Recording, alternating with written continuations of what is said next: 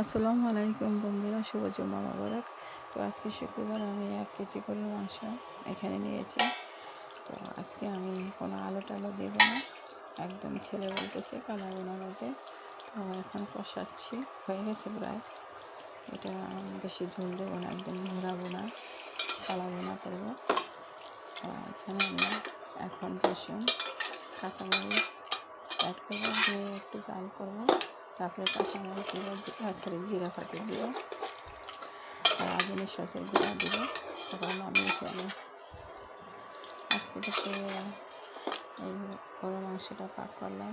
তো আপনারা কমেন্টস করে বলবেন কেমন হয়েছে। আর সবাই বেশি বেশি রসুন খাবেন, রসুন খাওয়া শরীরের জন্য অনেক উপকার। তো প্রিয় ভাই বোনের, আমার ছোট্ট ইউটিউব চ্যানেলটি নতুন লাইক দিয়ে সাবস্ক্রাইব করে শেয়ার করে কমেন্টস করে আমাকে সাপোর্ট করুন, প্লিজ প্লিজ প্লিজ। রাখি, আল্লাহ হাফেজ, আসসালামু আলাইকুম।